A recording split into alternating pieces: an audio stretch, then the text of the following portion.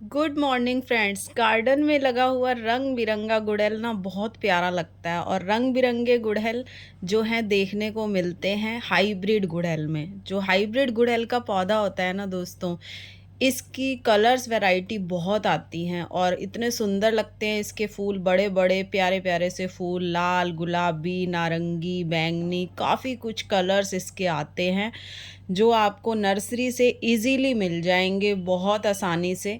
लेकिन दोस्तों, जितनी आसानी से ये प्लांट आपको मिल जाएगा ना, उतना ही मुश्किल है इसकी केयर करना। इसकी केयर के लिए कुछ ज़रूरी बातें हैं दोस्तों, अगर आप ध्यान रखते हैं ना, तो बहुत सारी कलियां, बहुत सारे फूल इस प्लांट पर आपको देखने को मिलेंगे। तो चलिए स्टार्ट करते हैं, आज हाइब्रिड गुड़हल के बारे में कुछ बातें जानते हैं।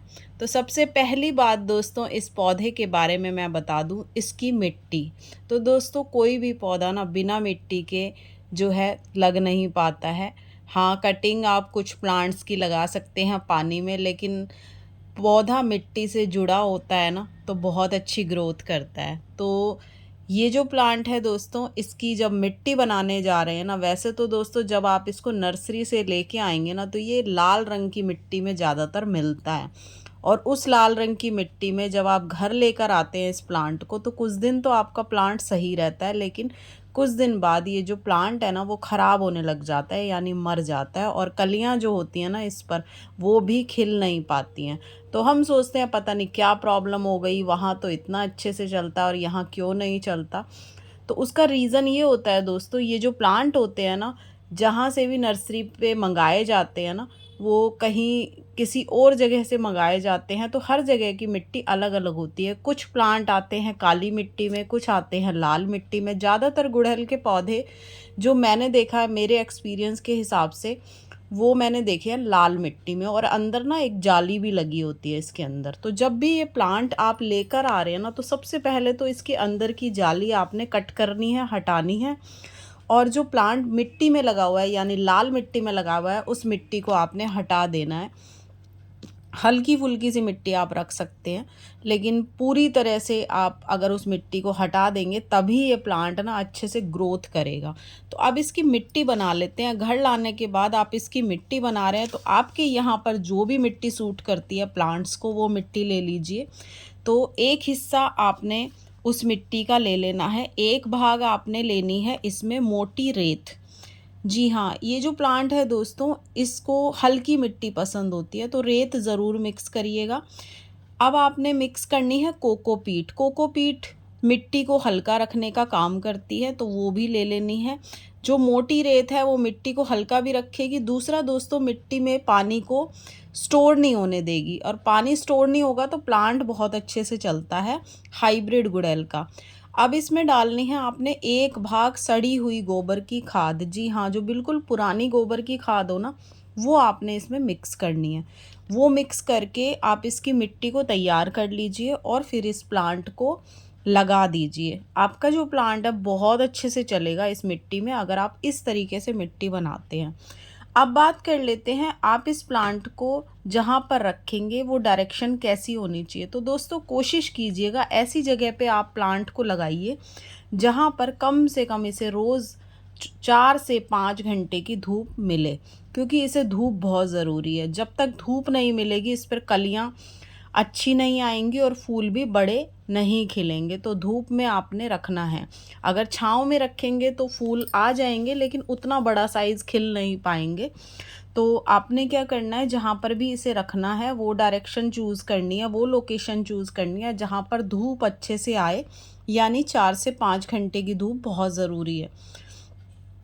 अब बात कर लेते हैं इस प्लांट के फूलों की। तो फूल कैसे ज़्यादा से ज़्यादा आप इस प्लांट पर ले सकते हैं। तो फूलों के लिए दोस्तों, हर फूलों वाले प्लांट के लिए मैं आपको बताती हूँ हमेशा ही कि बनाना पील फर्टिलाइज़र बहुत अच्छा होता है।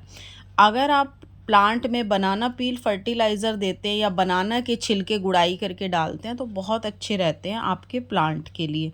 दूसरा दोस्तों, इसमें आप लिक्विड जो खाद होती है, यानी काउडंग, वो डाल सकते हैं लिक्विड फॉर्म में करके, क्योंकि गर्मियों में आप इसको लिक्विड फॉर्म में जितना प्लांट को फर्टिलाइज़र देंगे, उतना इस प्लांट के फूलों के लिए, फूलों की ग्रोथ के लिए अच्छा रहेगा। अब बात करते हैं दोस्तों, इस प्लांट पर ना बहुत सारे इंसेक्ट का अटैक हो जाता है, यानी मिलीबग लग जाते हैं, एफिड, थ्रीफस जैसे कुछ कीड़े होते हैं वो भी इस हाइब्रिड गुड़हल पर लग जाते हैं। तो उसके बचाव के लिए आपने क्या करना है, इस पर लिक्विड हैंड वॉश जो होता है उसको घोल कर इस प्लांट पर स्प्रे करना है। आप सुबह के समय स्प्रे कर सकते हैं और दिन भर फिर आप इसको रहने दीजिए प्लांट के ऊपर ही। और कुछ लोग तो ऐसे भी करते हैं, 1-2 घंटा रहने देते हैं फिर हटा देते हैं, लेकिन उससे क्या होता है ना, बहुत जल्दी हटा देने से ना कीड़े पूरी तरह से मर नहीं पाते और वापस से आ जाते हैं। तो आपने क्या करना है, लिक्विड हैंड वॉश को घोल कर इस प्लांट पर स्प्रे कर देना है अच्छे से, जहाँ जहाँ पर कीड़े लगे हुए हों। वैसे तो बहुत ज़्यादा अगर लगे हों तो उस डाल को आप हटा दीजिए तो ज़्यादा अच्छा रहेगा, कट कर दीजिए। और कम जहाँ पर हो वहाँ पर आप पूरे अच्छे से स्प्रे कर दीजिए। उसके बाद शाम तक आप इसको रहने दीजिए और शाम तक रहने के बाद शाम को पानी से ना, साफ़ पानी से पूरे प्लांट पर अच्छे से साफ़ पानी का स्प्रे करके उसको हटा दीजिए। तो उससे क्या होगा, आपका प्लांट जो है बहुत अच्छा हेल्दी रहेगा और सारे कीड़े आपके प्लांट से दूर हो जाएंगे। ये काम दोस्तों मैं तो आपको कहूँगी, अगर आप हर 15 से 20 दिन में करते रहेंगे ना प्लांट पर, तो कोई कीड़ा लगेगा ही नहीं, अगर आप ये टिप मेरा आजमाते हैं तो।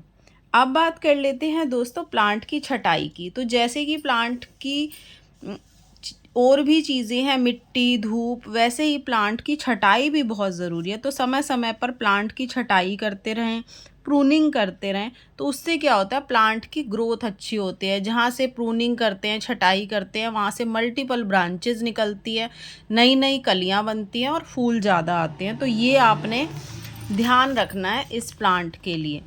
तो तकरीबन दोस्तों मैंने बहुत चीज़ें इस प्लांट के बारे में बता दी, मिट्टी बता दी, धूप बता दी और कीड़ों से कैसे बचाव करना है वो भी बता दिया, इसकी डायरेक्शन भी बता दी। अब मैं आपको एक चीज़ इस प्लांट के बारे में ख़ास बताती हूँ, पानी।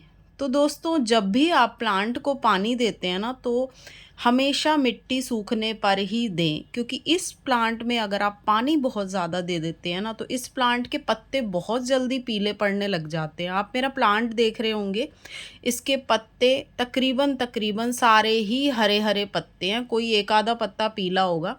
तो पीले पत्ते कोई भी होते हैं तो आप उनको हटा दीजिए, क्योंकि अभी इन दिनों आपको पता है मॉनसून बहुत ज़्यादा आ रहा है। इस बार बरसात इतनी ज़्यादा हो रही है ना कि उसकी वजह से भी ना पानी, बहुत ज़्यादा पानी प्लांट में हो जाता है ना, तब पीले पत्ते हो जाते हैं ऑटोमेटिकली।